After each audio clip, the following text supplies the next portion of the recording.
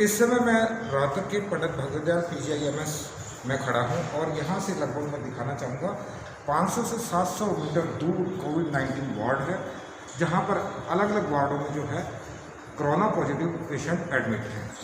और ये यहाँ का मैं दिखाना चाहूँगा, ये है कंट्रोल रूम, कोविड-19 कंट्रोल रूम बनाया गया है। यहाँ पर सारी जितनी भी रिपोर्ट्स हैं और जितने यहाँ कार्य संचालन होता है, यहाँ पे उनको दर्ज किया जाता है। यहाँ पे एक बहुत बड़ी मार्मिक स्टोरी सामने आई है। इसमें यह बताया गया है कि एक नेपाल का पेशेंट यहाँ पर आता है 30 अप्रैल को और उसकी शनिवार को डेथ हो जाती है और उसके साथ एक 14 साल का बच्चा आता है, लेकिन उसका किसी को अता पता नहीं है। सोशल मीडिया पर यहाँ तक लिखा है कि 30 अप्रैल से लेकर और 3 मई तक वो बच्चा लावारिस की तरह घूमता रहा और दुर्भाग्य की बात यह है कि वो बच्चा कोरोना पॉजिटिव था। वो बच्चा कहाँ कहाँ घूमा, ना तो PGI प्रशासन को पता है और ना ही गुड़गांव प्रशासन को इस बात का पता है।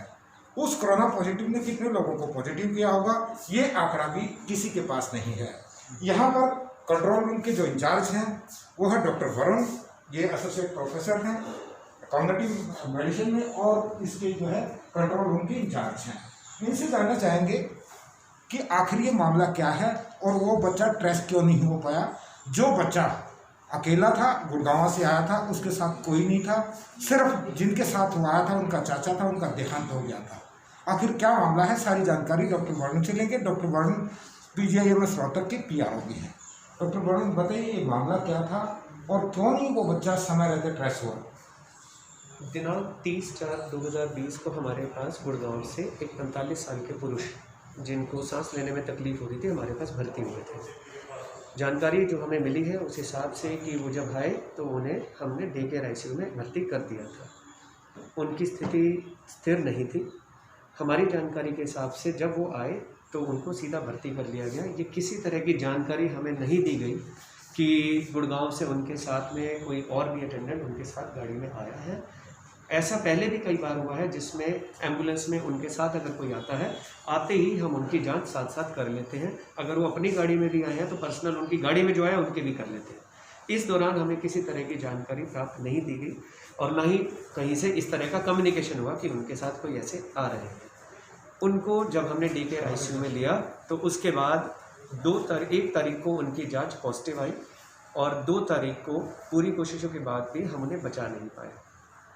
उसके बाद 3 तारीख को मेरे पास कॉल आया गुड़गांव से एक सज्जन का, सुनील जी, और उन्होंने मुझे कहा कि उनके साथ एक उनका कोई कज़न, उनका छोटा भतीजा या भांजा भी साथ में आया है। वो मूल रूप से नेपाल के रहने वाले हैं, पेलपा कोई जगह है और वो भी यहीं पर है। तो मैंने उनसे कहा कि जी हमारे रिकॉर्ड में ऐसा कोई भी एंट्री नहीं है।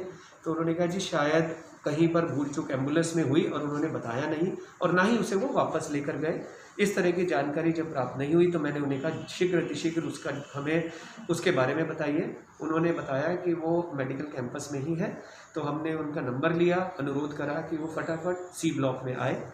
रात के 9:15 बजे मेरे पास कॉल आया था और 9:35 तक हमने उस बच्चे को अपने पास भर्ती कर लिया। 3 तारीख की शाम को 9:30-10 बजे के बीच में उसे भर्ती किया गया, उसकी जांच ली गई और 4 तारीख को उसकी रिपोर्ट आई जिसमें वो पॉजिटिव आया है कोविड-19 का। डॉक्टर साहब, ये तो सच्चाई है ना कि बच्चा पेशेंट के साथ ही आया होगा, क्योंकि आवागमन के सारे साधन बंद हैं जी, और पेशेंट पॉजिटिव था, उसकी डेथ भी हो गई, तो इट मीन्स बच्चा भी आप बता रहे पॉजिटिव था। कहाँ चूक रही, बच्चा इतने दिन तक कहाँ घूमता रहा, वो लोगों में भी होगा, कहीं कैंटीन पे चाय भी पी होगी, नाश्ता भी किया होगा, खाना भी खाया होगा, किन लोगों में संक्रमण फैला होगा, ये सारी चीज़ें कहाँ चूक रही है। यहाँ पर बताना चाहता हूँ कि जब हमारे पास कोई कोविड पॉजिटिव आते हैं और वो अगर स्वस्थ है तो उनकी पूरी जानकारी ली जाती है कि उनके साथ कौन कौन आया है। पर ये जो मरीज़ थे ये थोड़े अस्वस्थ थे और ये वेंटिलेटर पे, तो इनसे जानकारी लेना बहुत मुश्किल था। इस समय जो एम्बुलेंस है उनकी जिम्मेदारी बढ़ जाती है कि वो साथ में जो आए हैं उनके बारे में पूरा ब्यौरा दें। अभी तक जो केसेस आए हैं, जो स्वस्थ मरीज़ हैं, उनके साथ वाले जितने भी कॉन्टैक्ट्स हैं उन सब की टेस्टिंग PGIMS में की गई है। पर ये इस केस के अंदर क्योंकि वो खुद कुछ जानकारी दे नहीं सकते थे, एम्बुलेंस वालों के द्वारा हमें जानकारी नहीं मिली, इस वजह से ये बच्चा जो था बीच में कहीं छूट गया।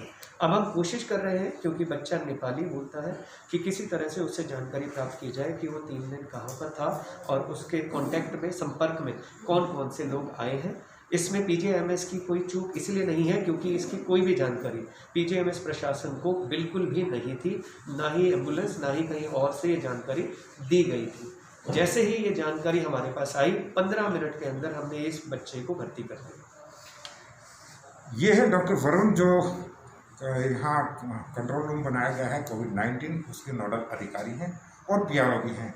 देखिए कितनी मार्मिक स्टोरी है ये, कितनी मार्मिक कहानी है। जिस बात के लिए हम यहाँ आए थे वो बात सही निकली। एक बच्चा 14 साल का, जो कि जिसका यहाँ कोई नहीं है, एक कोरोना पेशेंट के साथ आता है, जो गुड़गांव के अंदर बताया गया है कि मोमोज की कोई दुकान चलाते थे चाचा भतीजा। चाचा की मौत हो जाती है, भतीजा यहाँ लावारिस की तरह घूमता रहता है। और मज़े की बात यह है कि यहाँ किसी को पता ही नहीं है कि बच्चा कहाँ है। यहाँ तक बताया गया है कि बच्चा बारिश में भीगता रहा, लेकिन ऐसा भी पता चला है कि डॉक्टर वरुण के पास जब भी वहाँ गुड़गांव से फ़ोन आता है, डॉक्टर वरुण ने उसको तलाश किया और बच्चा बताया गया कि बारिश में भीग रहा था और डॉक्टर वरुण ने उसको तुरंत वहाँ आइसोलेट करवाया और बच्चा अब बताया गया है ठीक है। लेकिन हद की बात यह है कि जिस कोविड-19 को महामारी घोषित किया गया है, उसके ऊपर सारी सरकार, प्रशासन लगे हुए हैं और इस तरह की लापरवाही हो जाती है, यह अपने आप में सोचने वाली बात है। कैमरामैन परविंदर कौशिक के साथ राहत पीजीआईएमएस से टोटल टीवी के लिए मैं देवेंद्र शर्मा।